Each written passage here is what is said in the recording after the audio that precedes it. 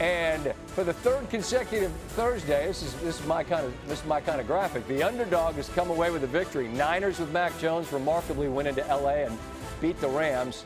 Last week it was Cam Scattaboo and his quarterback Dart lifting the Gents over the Eagles. And tonight, Joe Flacco, who I'm just told, ladies and gentlemen, will join the program, which means at least once for old school, we'll give it a little bit of extra punch on the Joe Flacco. Damian Woody's here. Let's just start with this, man. We were having so much fun watching this. I was just going to tell the audience, watching football with this man every Thursday, it's always a blast. But man, we were laughing and cutting up and having a ball just watching these guys play the game. And we were also laughing about all the youngsters out there. If you're still in the cuz or bro lane, that exit off the highway, it sneaks up fast. It sneaks up on you. So just I would save the jokes, especially when you see guys play at this level. Let's just start with that before we dig into the nuts and bolts of the game. In Rodgers, Hall of Fame, no doubt. And in Flacco, what are we looking at just in terms of sheer ability to throw the football? Yeah, listen, I think when we were watching the game, you were talking about he's like a shooter, like an all-time great shooter. They don't forget how to shoot the ball. Right. This man does not forget how to throw the rock. We can say whatever you want about Joe Flacco. He's a statue in the pocket and all that. But the one thing Joe Flacco is going to do, he's going to throw the ball. And now with the Cincinnati Bengals, he's going to get the ball to Jamar Chase and T. Higgins. Okay, when you have elite weapons like that, you're going to be in every single game. And the running game came alive for the Cincinnati Bengals.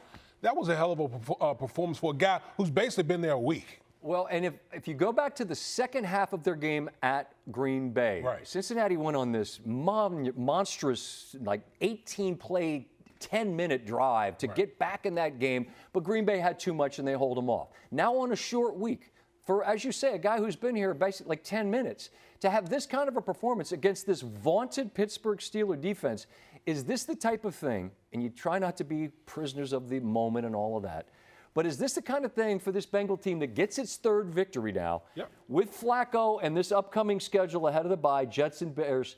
Does this open your eyes to, now wait a minute, maybe there's a path for this Bengal team? Because I'll admit I was done. I thought they were finished. This changes my opinion. What about you? Well, isn't that the perception of the league right now? Everyone is kind of jumbled and muddled together. And we know that Pittsburgh obviously has had a lot of success early. But when you get a big win against the top dog in your division right now, and then you take a little sneak peek at the schedule, you're starting to think, man, if we can come away and win these next two games and go into the bye at 5-4, we're exactly where we want to be. So this was a huge win by the Cincinnati Bengals. You know what I loved, and we talked about this as we watched it. I think that these coaches and coordinators spend so much time drawing up ball plays and scheme and this and that. You know what Flacco's smart enough to do? Say, where's one? And he had over 20 targets tonight. I mean, sometimes you don't have to be more clever than just giving your best player the chance to catch the football. It's not plays, it's players. Like, you see that mutant out there that wears number 1? Yeah. Throw him the damn ball and just let him go to work. And you're right, Scott. A lot of times these coaches, they really start to outthink themselves instead of getting the ball to your best player. And that's why Joe Flacco was traded to the Cincinnati Bengals, because you have two elite wide receivers on the outside, and they didn't have a quarterback to get them the ball. Joe Flacco can do that. And I gave as much credit as I could on the highlight. I want to say it again to T. Higgins, just understanding situational IQ. If I go down here, we can bleed the clock and essentially leave Rodgers without much time. Ball was still in the air with a chance for Pittsburgh. It gets knocked down. For the Steelers that came into this 4-1 with a really comfortable cushion, how much of a hole does this pop in the balloon of them from where they were before this night started to where things sit now in the North? Well, I mean, listen, you're playing against a division rival. And actually, it goes back to Mike Tomlin, when he was talking about why in the world would the Cleveland Browns trade Joe Flacco within the division. And here we are. Joe Flacco comes back to bite them in the butt with a huge divisional win. And this is one last thing. This is a team that's off this week, but I asked you. I said, I haven't quit on Baltimore. I said here the other night, I said, they're going to be fine after the bye. It's a lot of institutional buy-in there, but a loss like this maybe has them sit up on the corner of their chair and go, maybe there's a path for us, right? Scotty, I literally said, I thought Baltimore was dead. And then just looking at how the landscape is, they're sitting at 1-5, coming out your bye. You get Lamar Jackson back. You get some guys healthy. This thing is far from over. They better play some defense out of the They have to. because they've been a mess. But my gosh, what a football game this was. This might eat into some of the other games we were going to talk about later this week, but those other games have a long way to go to be able to top what this one was. Absolutely. What a treat. We won't need much time for this because Scott's a dunce.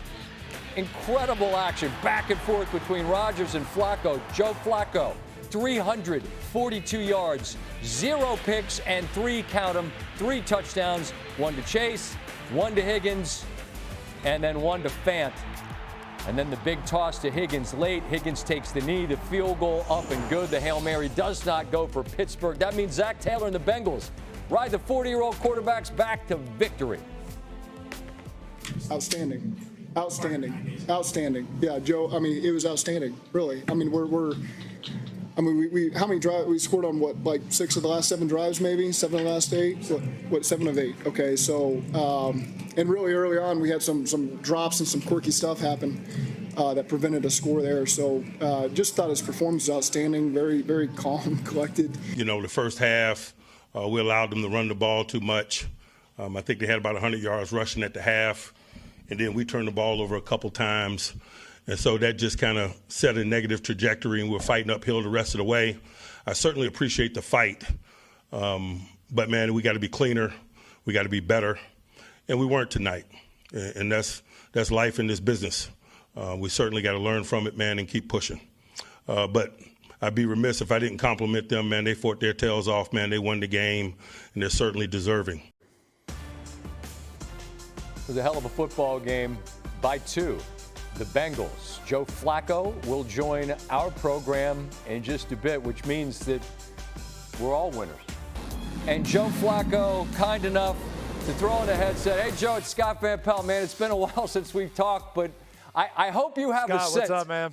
Man, I hope you have a sense of the fact that you literally had America spellbound. You and Aaron just doing what you both did.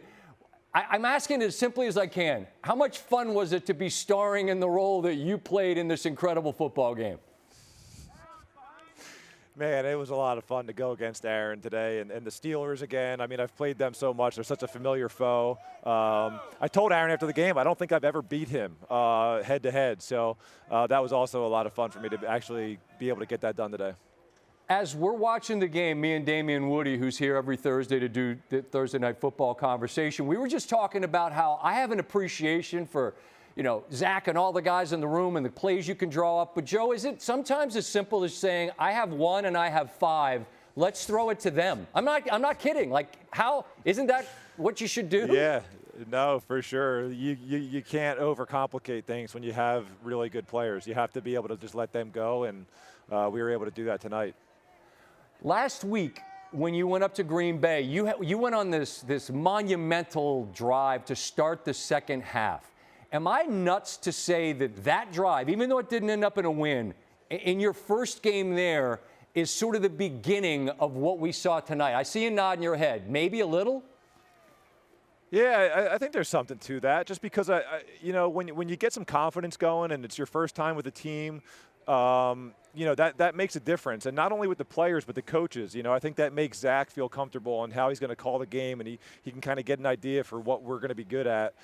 So I do think that was a big drive. I mean, it was like 20 or 21 plays, and that's not how you want to do it all the time. But hopefully we can look back here in a few weeks and point to that for sure.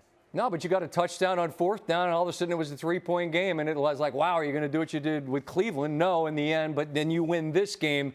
I'm going to get to this game in a minute, but I have to ask you this. What's the play call that comes into your ear that tells you you're keeping it and running? Can you tell me the name of the play?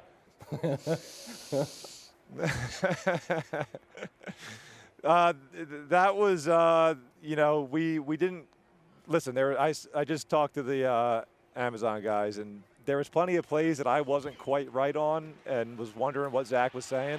That one was right, but our receivers kind of lined up wrong in terms of who was on the ball and who was off the ball.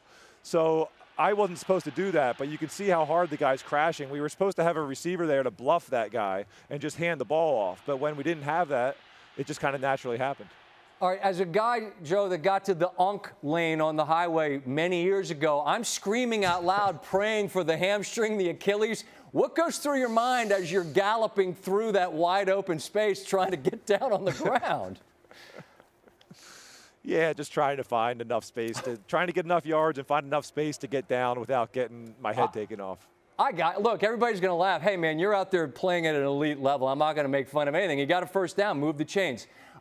Winning this game, Joe, with a couple of games ahead of the bye, how does this change the calculus in the minds of your group? I mean, it feels like it really lights a fuse from the outside looking in. You've only been there a little while, but give me a sense of that.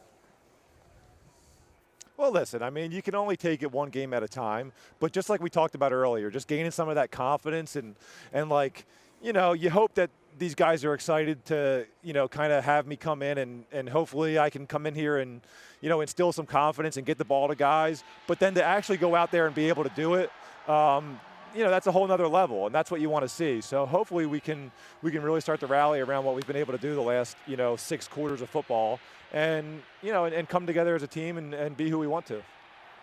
I appreciate you taking the time. I know you were talking to the folks on Prime, which I get. So thanks for throwing on the headset. On the way out, I have to do this just as a hat tip to you and me doing this for a long, long time. Tim Kirkchin, and there's an NBA coach out there who it's his favorite thing. I just want to say thanks so much, Joe Flacco, for doing what you did tonight. What a show you put on for America. Thank you for taking the time, Joe. Thank you. Yeah, I know Tim's laughing somewhere. I appreciate it. It's 12:01. Tim's been actually no. Tim was watching the baseball, so maybe he saw this. Seriously, Joe, continue to do what you're doing, man. It's a blast to watch. Thank you. Well, I think you got to realize, listen, we want to win every game. There needs to be an expectation of winning, but this is a short week, division opponent. Anything can happen. Obviously, Joe played really well for them, and Chase and T got going for him. But this is the NFL. You know, we had a chance to really open up some space, but we're 4-2, still first in the division. Got a couple, you know, home games coming up, back-to-back, another Sunday night opportunity against my former team. So I'm not going to ride the roller coaster, and I know Mike isn't, and hopefully you guys follow suit. What a start to Week 7. Damian Woody back. How about the smile on Joe Flacco's face when we talked to him, man? That's a good dude, man. Like he's really like the Unk. He's just out there just having a good time, man. I think he has. It's a second, third, fourth bite of the apple, and I think the older you get, the more you appreciate. You appreciate. There you go. Without question. All right, with our eyes on some games here, Week 7. All politics are local. We'll start with a game which I think used to be the best rivalry in the league back when it was Skins and Cowboys. Now Commanders, Cowboys. Washington 3-3. The next month for them is really rugged in terms of the schedule. In terms of this particular game, Damian, what do you feel like has been their largest issue as they are now in a 3-3 start? Them falling behind early in games. 4 of their 6 games, they've fallen behind double digits. You know, we know this offense can score, but it's tough sledding when you got to continuously climb, try to dig yourself out of the hole. That's one issue. Another issue is they've been turning the ball over a little bit more, okay? That's why they lost Monday night. There you go. And so, listen, the remedy is you're playing against this Dallas Cowboys defense, which is like, you know, a homecoming game because they're very giving. But listen, when you're playing against Dak Prescott, who's playing as well as any quarterback in the National Football League, you don't want to be playing with that fire, digging yourself another hole. And C.D. Lamb would appear won't be on a pitch count, and obviously he's one of the top wide receivers in the National Football League. You know, it's a get-right game maybe for the offense, but you got to tackle better. That's Washington's defense has really struggled with that. Now, the Colts at 5-1 have the best record in the AFC, but as they take on the Chargers, why is this a game where you think you can see something from Indy that you haven't yet? I feel like people are they're like, yeah, the Colts are good, but are you in that camp? I'm in wait and see a little bit. I'm in a little bit wait and see mode, and I think a lot of it has to do with Daniel Jones. Daniel Jones is playing some really good football. But when you throw up the name Daniel Jones, a lot of people just think about his time with the New York Giants.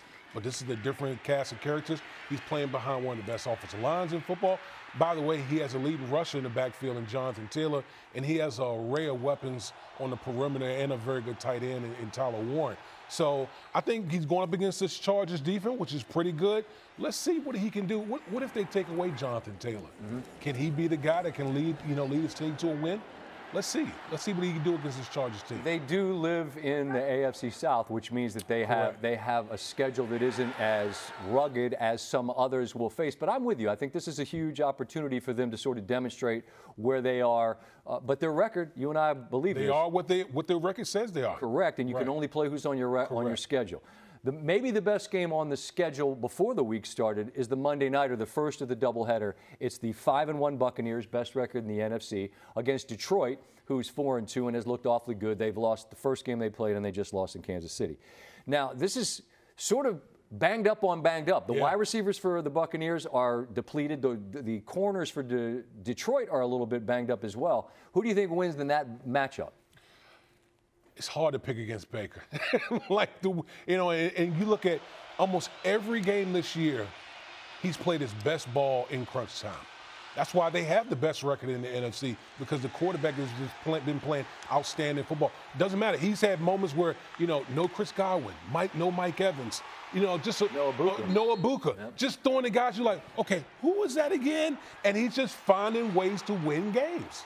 Yeah, and it appears Evans maybe is back, but I mean, last week was what a lovely story it was. Tez Johnson catches that touchdown. He's like, man, they're chanting MVP. I really haven't done much. And Sterling Shepard's like, nah, dude, they're chanting for Baker. Right, they're not, not We agree it's way too early to talk MVP, but just as a real quick thought, Baker's certainly in the conversation of playing the position as well as anyone, is he not? Absolutely. I mean, listen, if we're talking about Baker's right now, is the league MVP right now. It's way early. Yes. But if we're handing stuff out, give Todd Bowles Coach of the Year while we're at it.